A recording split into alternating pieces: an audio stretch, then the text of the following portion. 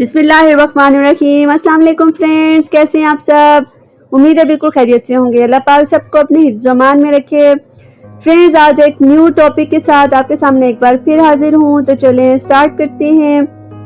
दुनिया की सबसे पहली खुशबू की फैक्ट्री कैसे बनी? आप जानते होंगे कि पेरिस को खुशबुओं का शहर कहा जाता है और इन खुशबुओं का मेन सर्विस फ्रांस में मौजूद एक कस्बा है जिसको ग्रॉस के नाम से जाना जाता है, जिसको कैपिटल ऑफ फ्रेगनेंस यानी खुशबुओं का दारुल हुकूमत भी कहते हैं।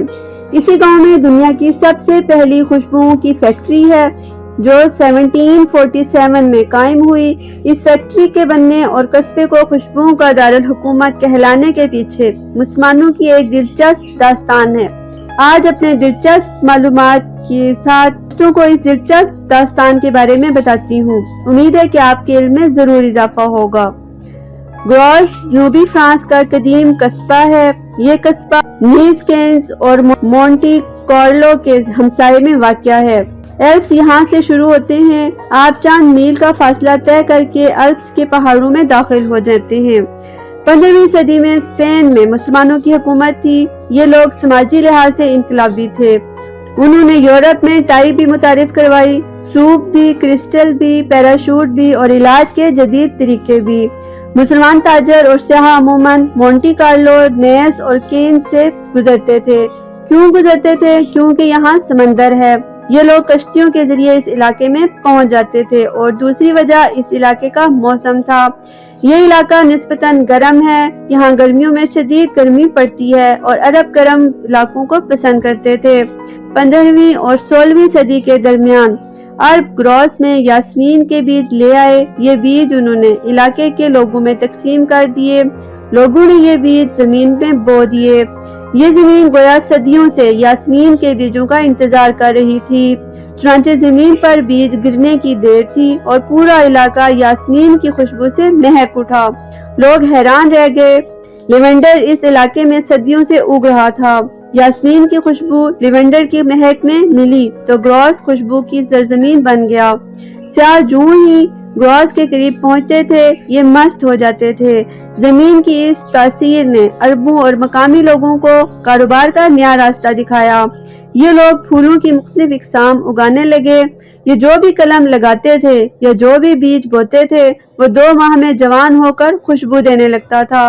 लोगों को कारोबार मिल गया। ये फूलों और खुशबुओं की व्यापारी बन गए। ये फूल उगाते, फूल चुनते, उन्हें सुखाते और बोरियों में बंद करके भर कर भेज देते। ग्रॉस से फूलों के जहाज जाने लगे। इस दौरान मकामी लोगों को मालूम हुआ फूल ले जाने वाले ताजर बादजा फूलों का सत एक किस्म का रस निकालते हैं और इस सत से साबुन, शैम्पू और अतर बनाते हैं। इन लोगों ने सोचा ये तमाम काम हम खुद क्यों नहीं करते। ये लोग मिस्र, अलजायर, मराकेश और करतबा गए। फूलों का सत निकालने का फन सीखा और ग्रॉस वापस आकर इस शहर को खुशबू का मस्कन बना दिया। ये लोग फूलों का सत निकालने लगे। फूलों का सत अमले कशीद के जरिए निकाला जाता है। ये अमल भी मुसलमानों की इजाद है। ग्रास में कॉपर के बड़े बड़े हमाम बनाए गए। इनके साथ शीशे की बड़ी बड़ी ट्यूब्स लगाई गई और इन ट्यूब्स को ठंडे पानियों के हौजों से जोड़ा गया और ग्रॉस परफ्यूम्स का दारुल हुकूमत बन गया। ये फन आहिस्ता आहिस्ता पूरे इलाके में फैल गया। ग्रास के तमाम देहात और इन देहात के तमाम लोग खुशबुओं के फनून से वाबस्ता होते चले गए। ये फूल उगाते, उनका अतर बनाते और बेच देते। ये खुशबूदार साबुन, शैम्पू, अगरबत्तियां और महकती हुई मोमबत्तियां भी बनाने लगे। यूं ये इलाका खुशबुओं का मरकज बनता चला गया। शहर में लिबार्ट्रियां बनी। लिबार्ट्रियों में खुशबुओं के माहिर आए। माहिरीन ने मुख्तलिफ खुशबुएं मिलाकर नई नई खुशबुएं इजाद की और यूं खुशबुओं के ब्रांड बनते चले गए। शीशा साजों ने ग्रॉस का रुख किया और ये खुशबुओं की खूबसूरत बोतलें बनाने लगे। ये बोतलें पैकिंग की इंडस्ट्री को ग्रॉस ले आई और यूं ये बिजनेस फैलता चला गया। इस दौरान इलाके में चमड़ा रंगने की इंडस्ट्री लगी, टेनरीज लगी और ये चमड़ा इटली के शहरों ट्यूरन, पिसा और फ्लोरेंस में बिकने लगा। इस चमड़े के दस्ताने, जूते और पर्स बनते थे। ये तीनों चीजें देखने में खूबसूरत लगती थी लेकिन इनमें चमड़े की बू आती थी। चमड़े की सनत ने ग्रॉस की खुशबू की इंडस्ट्री को बहुत मुतासिर किया। لیکن پھر گراس کے چند فنکاروں نے ایک ایسی خوشبو بنا لی جو چمڑے کی بدبو کو خوشبو میں بدل دیتی تھی، اور خواتین جب دستانے اتارتی تھی تو ان کے ہاتھوں سے بدبو کے بجائے خوشبو آتی تھی۔ اس ایجاد نے گراس کی خوشبو انڈسٹری کو بوسٹ دیا اور یہ دیکھتے ہی دیکھتے علاقے کی سب سے بڑی انڈسٹری بن گئی۔ 1747 میں گراس میں پرفیوم کی پہلی فیکٹری لگی۔ اس کا نام گیلیمورٹ تھا۔ یہ آج بھی قائم ہے اور دنیا کی پہلی پرفیوم فیکٹری ہے۔ 1849 میں دوسری فیکٹری لگی۔ اس کا نام مولینارڈ تھا اور 1926 میں فریگونارڈ کے نام سے تیسری فیکٹری لگی۔ گراس میں اس وقت 60 فیکٹریاں ہیں۔ ان فیکٹریوں میں 3,500 لوگ کام کرتے ہیں، جبکہ 10,000 لوگ خوشبو کی صنعت سے وابستہ ہیں۔ حکومت نے 1989 میں گراس میں خوشبو کا عجائب گھر بنایا۔ اس میوزیم میں خوشبو کی صنعت سے وابستہ 5,000 اشیاء پڑی ہیں۔ گراس میں پرفیوم کالج بھی ہے۔ اس کالج میں ہر سال صرف 16 طالب علموں کو داخلہ ملتا ہے۔ پوری دنیا سے لوگ اپلائی کرتے ہیں، ان میں سے صرف 16 لڑکوں اور لڑکیوں کو داخلہ ملتا ہے۔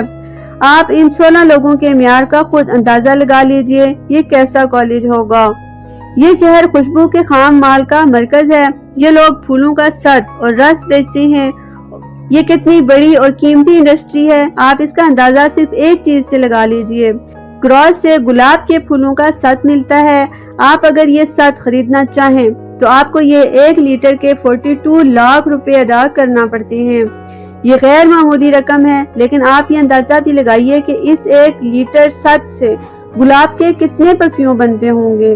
اس سے گلاب کی پرفیوم کی 2 لاکھ بوتلیں بنتی ہیں، اور اگر آپ ایک بوتل 1000 روپے میں فروخت کریں تو آپ منافع کا اندازہ خود لگا لیجئے۔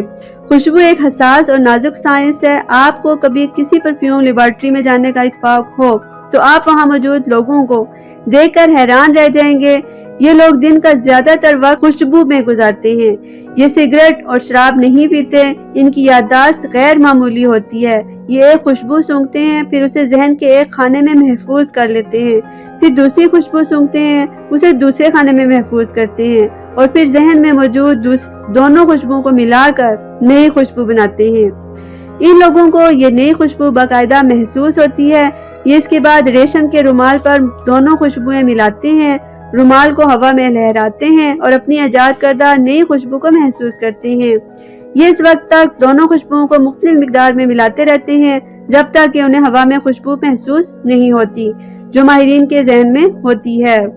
سو فرینڈز، کیسی لگی آپ کو آج کی میری انفارمیشن؟ امید ہے کہ نئی انفارمیٹیو ثابت ہوئی ہوگی۔ امید ہے کہ آپ کو پسند آئی ہوگی۔ جلدی نئی انفارمیشن کے ساتھ آپ کے سامنے ایک بار پھر حاضر ہوں گی۔ خوش رہیں اور اپنوں کا خیال رکھیں، مجھے اپنی دعاؤں میں ضرور یاد رکھیں۔ جلدی نئی ویڈیو کے ساتھ ایک بار پھر حاضر ہوں گی، تب تک کے لیے اجازت، اللہ حافظ۔